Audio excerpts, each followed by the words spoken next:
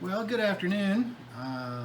Two videos in a day. The other one had it edited, getting ready to upload it, and it went kapow. All right, we'll fix that. So welcome. This is House of Broken Dobbs Things. I'm Dan Dobbs. I'll be your host for this adventure. When last we were here, we had finished up on the reverse parting tool. Today, we're going to start on a journey, and I look forward to having great results.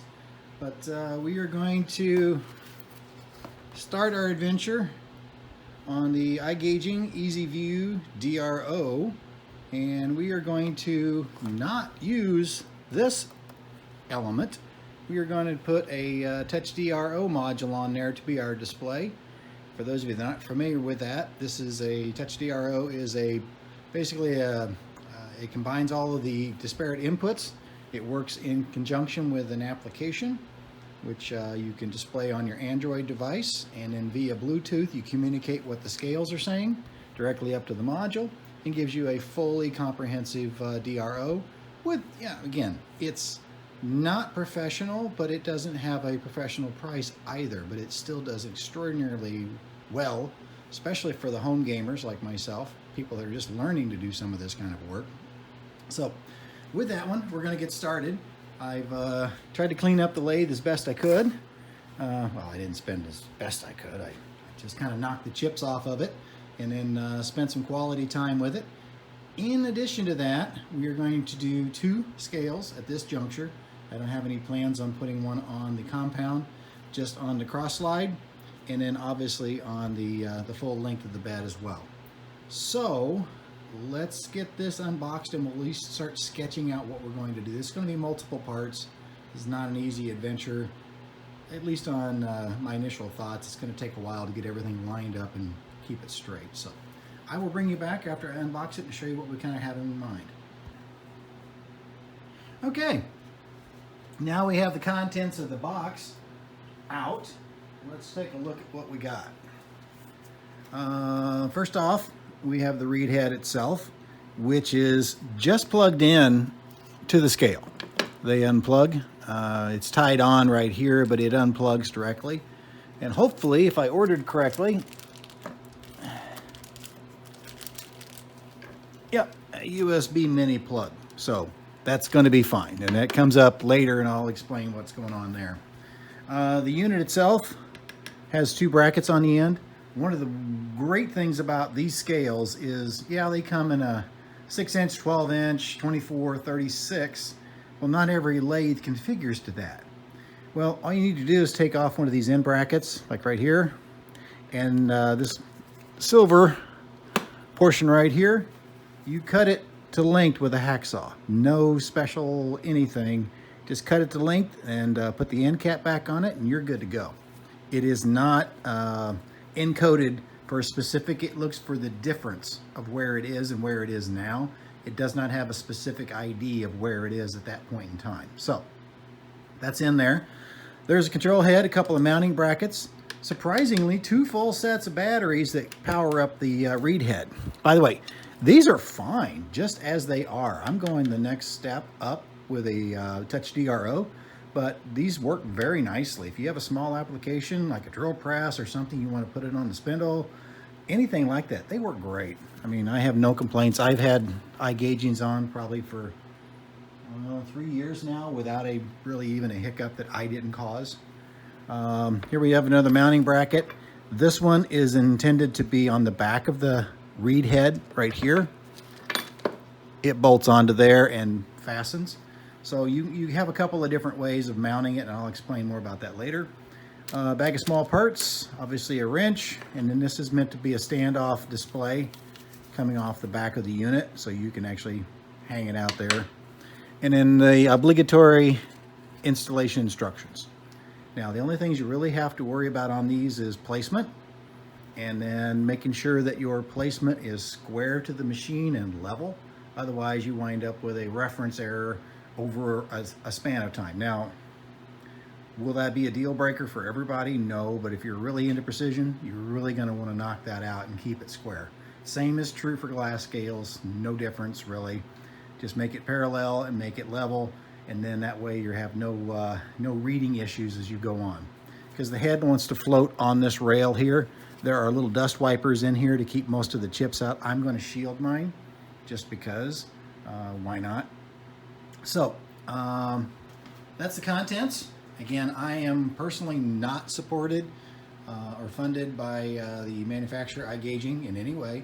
This is purely my purchase. This will be my opinion. So from that standpoint, we'll go from there. All right, I will bring you back. Okay, putting away some of the parts there. One thing I'm going to do on mine is to take the reed head completely off. There are 2 Phillips screws right here. I'm backing those out. And then this is where the scale actually plugs into. There's also an optional power adapter if you don't want to run on batteries.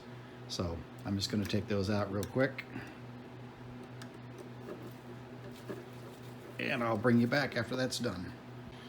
Okay, taking the compound off, just 2 nuts, 2 13mm head nuts. Just get that out of the way rather than swinging it in, swinging it out, and moving around it. And again, I cleaned up the lathe today. I did not want to wallow in the slop.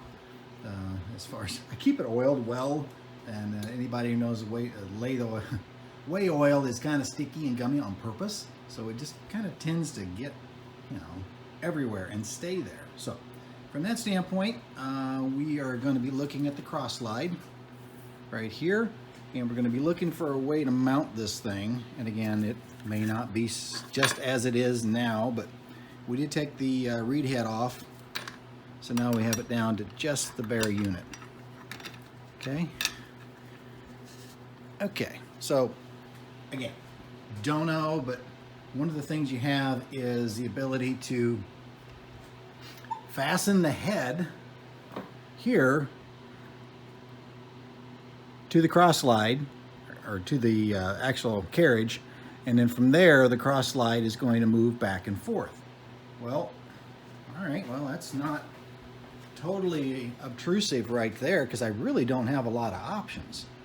Here I'll probably be safest from the chuck and all the other things that go along with that one. So okay, how many times, I mean, the compound's going to be right here, so I may have to take a look at what that's going to mean for this particular scale. But as far as length of what I need, kind of went in with this 12 inches because that will cover how much I need. What do you mean by that? Well, let's just do a quick sampling here. Let's say you make a mark right here. Hope you can see that in purple. Okay. Light. How's that? Yeah, it should be better. And then we are currently all the way out on the cross slide.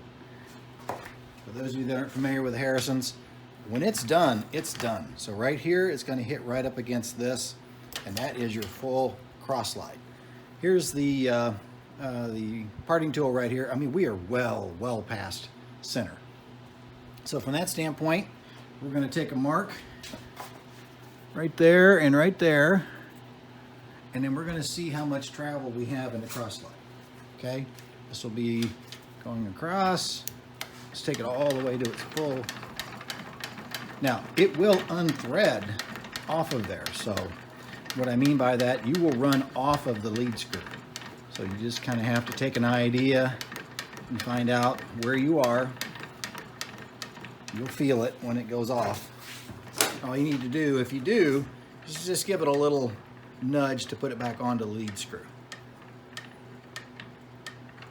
Probably getting real close now.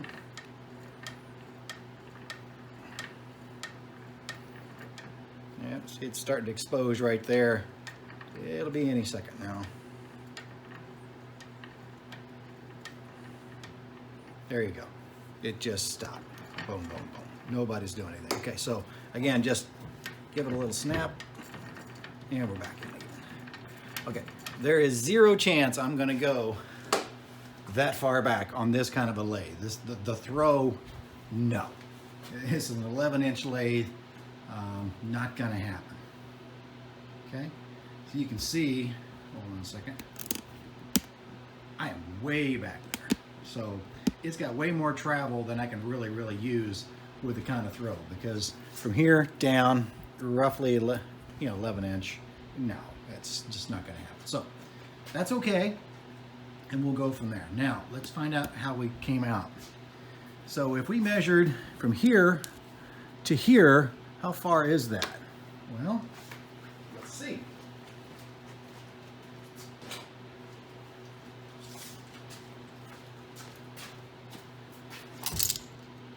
That is right at, I'm going to call it 7 3/4, thereabouts. And again, that's right to the far edge. It will never go there, probably ever. But that's the full travel. So this is 12 inches. So we should be well within the window of that. Well, let's see. Does that make any sense? Hold on. I'll bring you right back. Okay, I am well known for my moronic processes within my family and my wife. However, I did order a 6-inch, and that wasn't because I was totally off my rocker. It's because, dun dun dun, I had a 12-inch on my desk downstairs from leftover from my mill projects whenever I was building my Touch DRO. So, problem solved. We have saved the day. Subsequent to that, we can continue. Dun dun dun. Put the 6-inch back in the box. Keep the bracket out, and you might need it, and we'll go from there. Whew, that was a close one. Okay, back to forward motion. Now, before we got too far there, sidetracked by your goofy host. All right, so we have a 12-inch. And again, the guy who was on the phone listening to a conference call who ordered all of this stuff wasn't the idiot. It was the idiot that came on shift on the weekends in this non-paying gig and forgot what he had planned for. So, with that being said, let's get this squared away. Okay. And again, this one. All right. So, just mocking up, folks.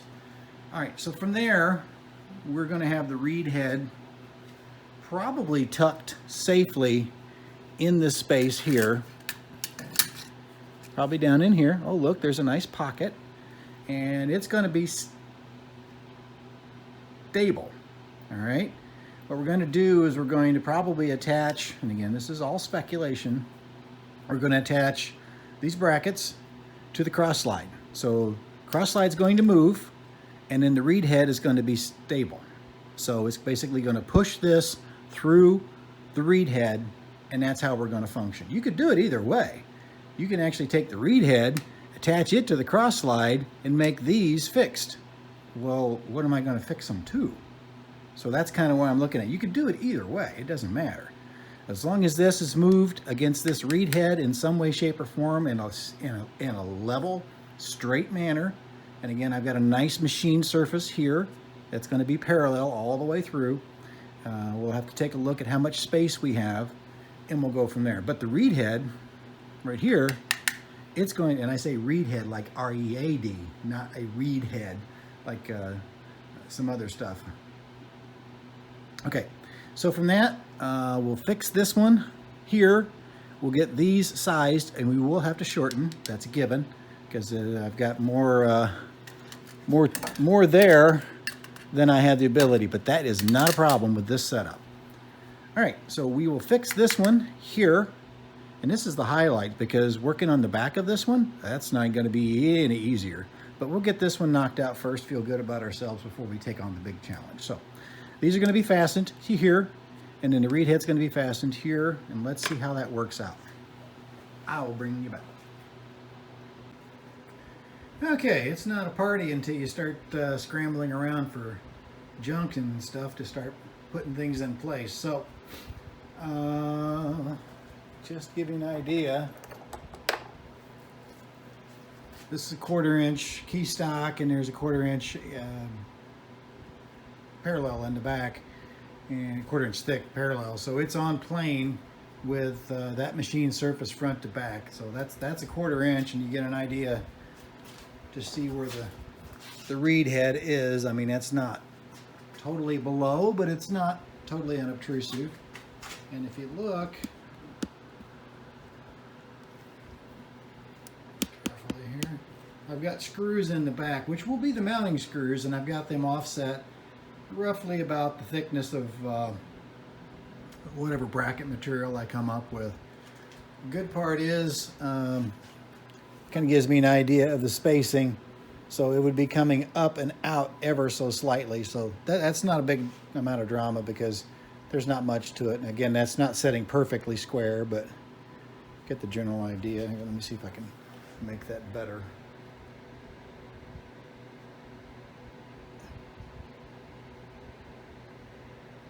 All right, at least that, like I say, it's not fun and games until the carpenter tools come out. We're not quite there yet, but you can kind of see that one. Kind of boom that out. It's going to be really, I mean, I don't have it squared up yet, but it'll be relatively close. That's if I use that back bracket. One of the things I was looking at, so that's a 1/4" offset, and I'm looking at this bracket.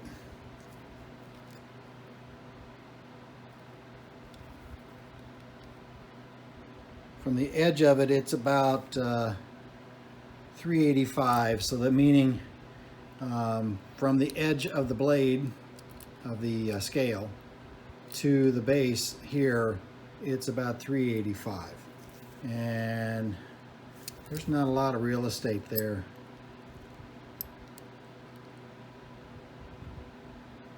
Edge of that screw to the base, it's about 100 thousandths. I mean, meaning the head of the screw, giving it something to bite. So that's not enough because it's going to have to be offset on one side to keep the scale from striking it. Could I go a little bit lower? Probably. Take 100 thousandths off of this. Would that give it enough clearance? I don't know, Clarence. Let's see. That bracket, take off 100 thousandths. Would that give it enough clearance? Well,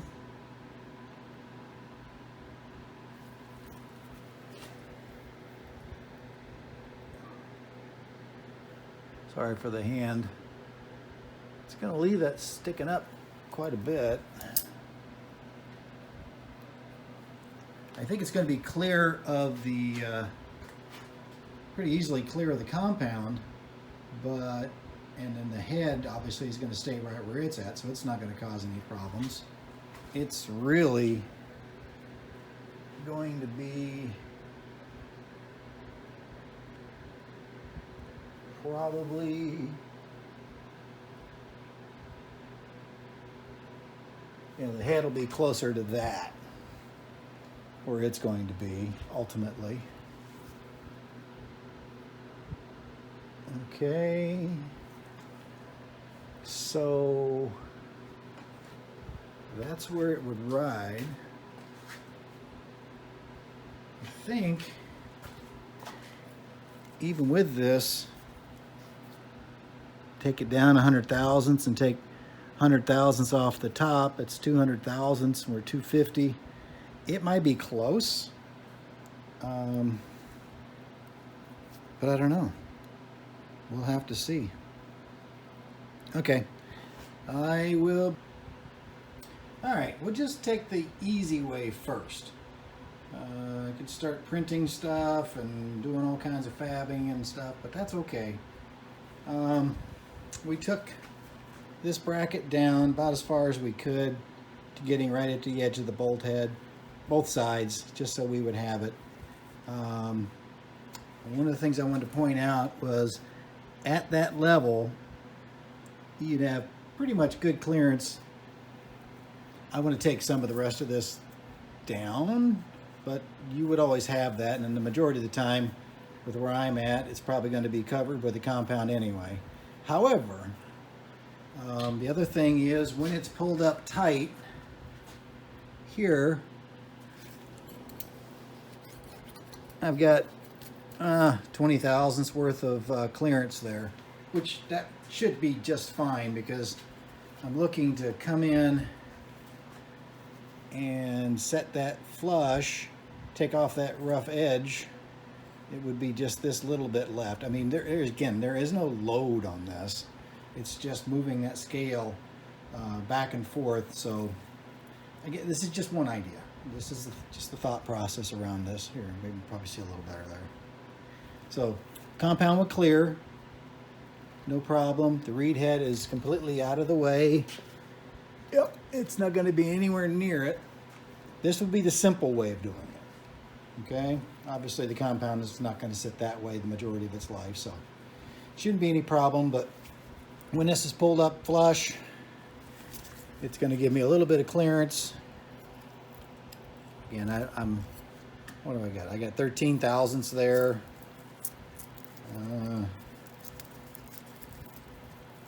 20 thousandths. Yeah, let's go 20 thousandths.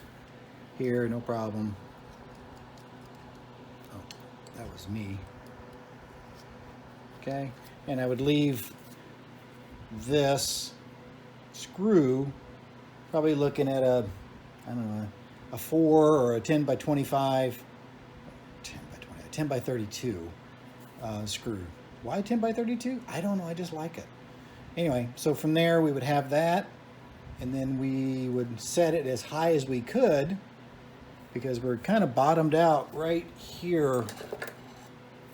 It's riding right there, and I would bring it up just a hair so it's not actually touching this surface right here, and then it should be okay. I mean, it's not the most elegant solution, but it would get it done. And the other thing we need to do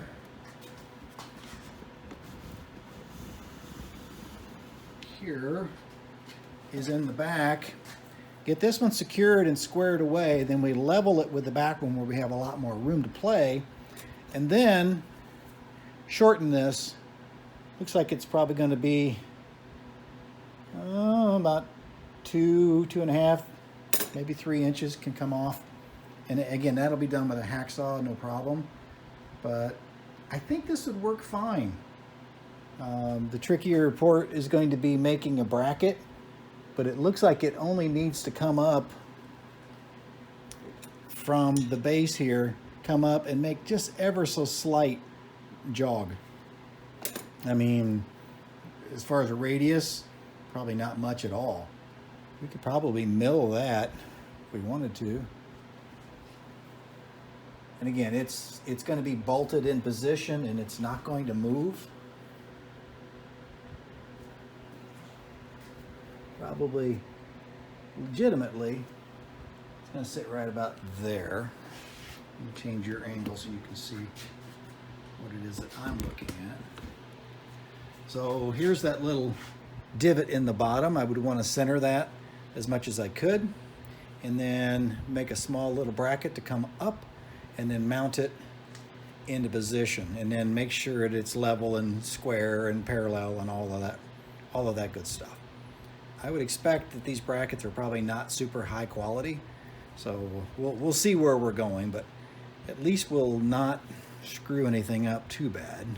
I really, as you know, I don't like punching holes in my lathe because I just don't. So something like that, drill and tap a hole right there. We'll at least have that reference and we can go from there. So I will bring you back as we make more progress. Okay, one more little constraint. The gib adjusting screw right here. The threads, I've kind of set a parallel line here, semi-parallel with that. So whatever I do, it's going to have to be in this area right here. Okay, so I'm trying to keep enough meat on it to not cause any problems. Again, no load here. We're not trying to lift a car. but at the same time trying to make sure we don't cause any. Now the gib is on this side. So the screw basically has a channel right here, roughly about here, here, right like that, going in conjunction with, well, here's a gib screw. Okay, so we should be okay. I'm going to pull it out and see how long it is, but I want to maintain this as far back, but not right on the edge, so it'll have enough strength. Again, this is steel. We're going to be fine, but I want to make sure that I did not drill into the gib screw. That would kind of ruin my day, but also give myself the idea of how much real estate I have to work with right here. Okay, so I will bring you back.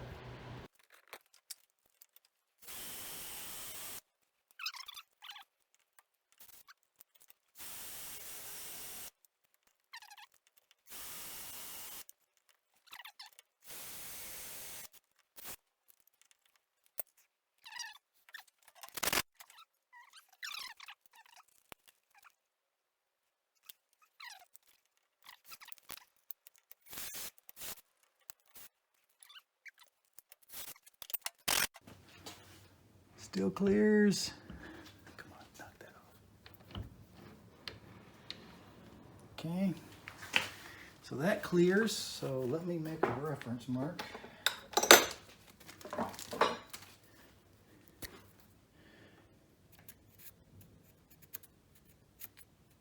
Okay, that should be it.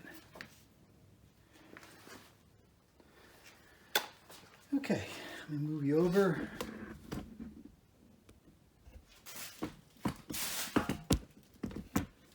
So now we have this one anchored here, and I've got room to go down a little bit. And to the original question, do I have room underneath it to not contact and cause drama? Let's go with 20 thousandths. And again, I'm going downhill there. There's 20 thousandths there. Probably would be fine there. That's that little ledge that I want to avoid. That'd be 20 thousandths above that. Okay, so here and there we should be okay.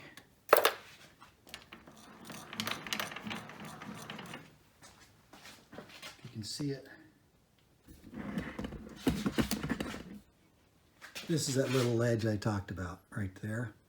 So I want that up enough where it's not rubbing.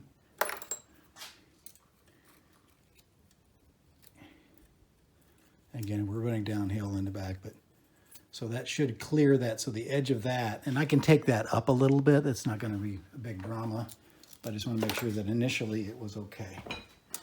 So height-wise, it would set roughly about here. Again, we'll get the dial indicators out and we'll get it all dialed in, and we're getting it square and then level. And using the existing brackets, even with that slight difference. And I can take that corner down, as we've talked about before. It won't be a big deal, but I've probably got, at least a 1/16 of an inch right there. Where's that? There's a slot in the back there where these things fall down in. I'm trying to pull that off again, but okay. Next up is I am going to shorten this to the right length and repeat the same procedure in the back to get that straight. And then we're going to mount the reed head and get it going, and we'll go. It's going to be tedious. The good news is the back side of the lathe, that ought to be just a sweet, easy deal. This here is kind of where it's going to be taking most of the work. So, but that will be plenty strong enough. I mean, my gosh, it's just going to be This is fixed and it's just pushing it back and forth. It shouldn't be any drama at all. So, okay. Thanks for watching. This will be the end of part 1, and then we'll bring it back for part 2. Thanks. Okay, just quick, getting ready to cut the strip. This is mounted. So I came in 6.3. I took the bracket off so I could mirror everything. 6.3, and then I offset that. This mark right here is where it will bottom in the pocket. Okay, for the scale, there's a pocket for it. Bottomed it right there. So we're going to take this off and we're going to shorten this right at that point, and then we'll get ready to drill the back one. So I just thought I'd let you know how I came up with that.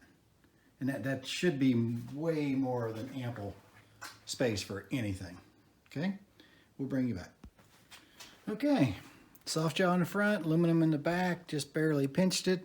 We have our mark. I have electrical tape wrapped around it just in case. And just straight old hacksaw.